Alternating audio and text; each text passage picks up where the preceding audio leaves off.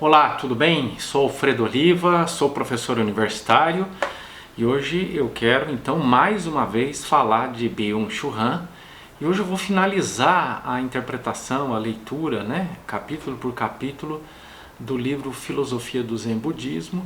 O foco hoje é no 6º capítulo, cujo título é Afabilidade, Então vamos lá, vamos só relembrar que a estratégia utilizada por Byung-Chul Han nesse livro é o de pegar determinados elementos da filosofia zen budista e contrapor aspectos da filosofia ocidental. Claro que em alguns momentos existe uma convergência entre, vamos dizer assim, esse ponto de vista que se difunde nas sociedades orientais e aquilo que acontece nas sociedades ocidentais, mas na maioria das vezes há uma divergência, uma percepção ou percepções que vão por caminhos opostos. Hoje então ele está falando de afabilidade, Estou falando de afabilidade e tem um gatinho branco aqui ensaiando para saltar no meu colo, por isso que eu parei, Achei que ele ia saltar aqui, mas ele desistiu. Muito bem, então vamos lá, vamos tentar entender um pouco uma outra questão introdutória. Então, além de fazer esse confronto, essa comparação entre aquilo que predomina do ponto de vista da reflexão da filosofia no mundo ocidental e no mundo oriental, ele também usa como estratégia que permeia diversos livros dele a ideia de fazer uma crítica ao mundo digital e fazer também uma crítica ao neoliberalismo. E nessa crítica ele normalmente termina apontando uma rota de fuga, E o que parece que ele está fazendo aqui agora é exatamente isso, Quer dizer, uma alternativa para esse mundo digitalizado, para esse mundo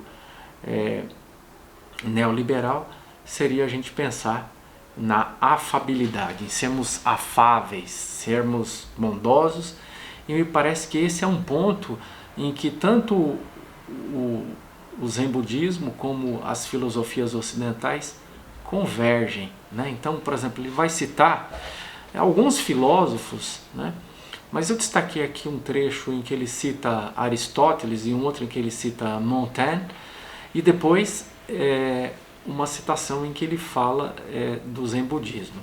Mas antes disso, então, eu vou ler um trecho introdutório. Ele diz assim, já se apontou para o fato de que o vazio, e foi tema de outros capítulos, inclusive tema de vídeo que eu gravei, analisando esse livro, Então já se apontou para o fato de que o vazio deveria ser entendido como um meio de afabilidade.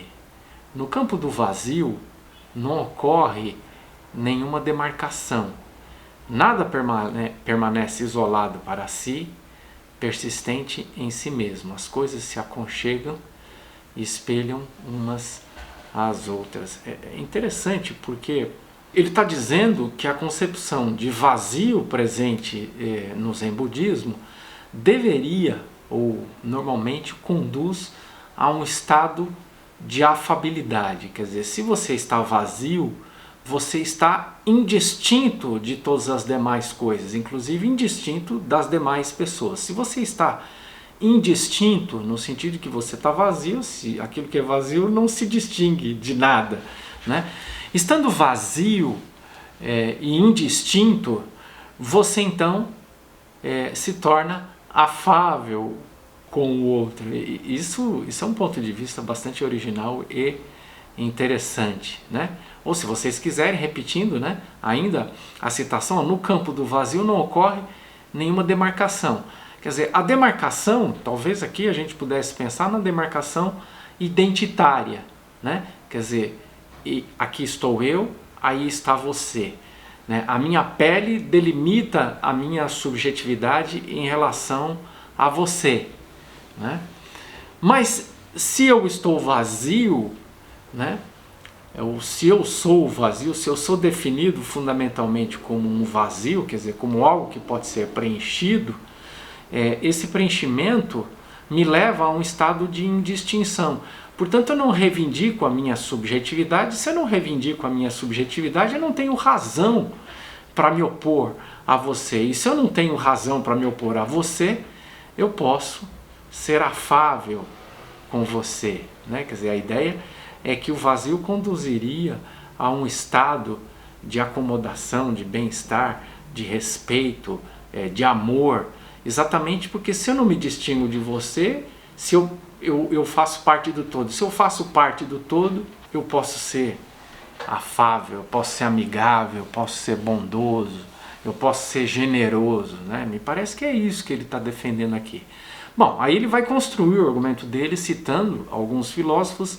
Eu separei um trecho de Aristóteles, né? Que ele diz assim, ó, Aristóteles escreve na Ética a Nicômaco, abre aspas, por conseguinte, perceber ao amigo significa o mesmo, em certo sentido, que perceber a si mesmo, e em certo sentido, que conhecer a si mesmo. Tem já, portanto, a sua razão para que a comunalidade do prazer e do viver juntamente com o amigo tenha algo de prazeroso também em formas triviais. Ela é também, de fato, sempre também ao mesmo tempo, a percepção, como dito acima, do próprio eu. Fecha aspas. E aí ele arremata. A amizade, portanto, é uma relação de espelhamento entre si e os outros, né? Então aqui ele está pensando na relação de amizade, não como uma relação de oposição, mas como uma relação de espelho, né? Quer dizer, no espelho eu vejo aquilo que sou, né? Então o outro me dá uma referência do que sou e eu dou uma referência para o outro, né? Um espelhamento mútuo, né? Ou seja, se nós estamos espelhando uns aos outros, então nós estamos numa relação de pertencimento mútuo, né? Não de distinção um do outro, tentando demarcar aquilo que é característico, mas aquilo que há em comum. Me parece que é assim que funcionam as amizades, né? Toda amizade é constituída a partir de um ponto comum que existe entre mim e a outra pessoa, né? Se a gente fosse partir das diferenças, talvez a gente não conseguisse estabelecer amizade com as pessoas. Toda amizade ela é estabelecida com base em alguma afinidade, e a afinidade mostra, né, que existe algo de indistinto entre mim e as demais pessoas, né? Então me parece, a primeira impressão que eu tenho é que ele está achando, o Byung-Chul Han, que há uma convergência entre essa dimensão do Zen budismo e a filosofia aristotélica, pelo menos nesse aspecto aqui, né? Naquilo que a gente pode extrair a partir da análise dessa citação, né? O outro título, né? o outro aspecto, né? O outro filósofo é Montaigne, né? E ele diz assim, ó, também a amizade da fusão não suspende a interioridade do eu. Ela é restituída na esfera do nós. Sobre a perda de um amigo, escreve Montaigne, olha que bonito esse trecho, abre aspas, desde o dia em que o perdi, aquele dia do qual eu sempre recordarei de luto, pois a sua vontade, deuses, o tomou de mim e dessa terra, e eu me arrasto com as forças esgotadas para ela, e as alegrias que se oferecem a mim duplicam a dor sobre a sua perda, em vez de me consolar, né? É interessantíssimo isso, né? Um lamento, né?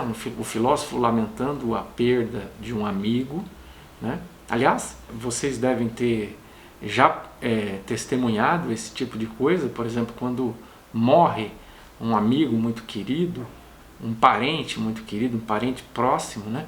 A sensação que a gente tem é literalmente isso, né? É isso que as pessoas verbalizam e é isso que a gente sente, né? Eu de fato já tive essa experiência tanto de perder amigos próximos como parentes próximos, né? Eu já não tenho pai, mãe, já perdi 2 irmãos, né? Um mais velho que eu, um mais novo que eu.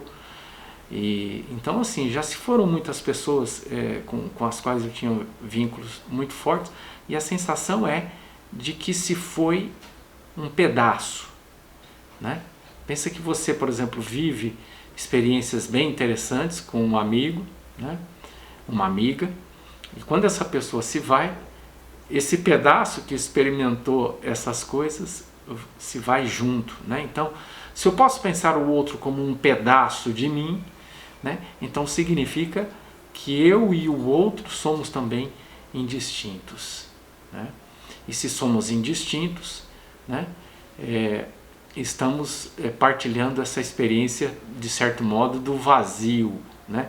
Que conduz também a um estado de indistinção. Eu estou aqui gravando e os gatinhos continuam aprontando aqui, né? A Leia está quase derrubando a torre de luz aqui. E eu estou aqui, às vezes eu perco a concentração daquilo que eu estou falando, porque estou observando os gatinhos, né?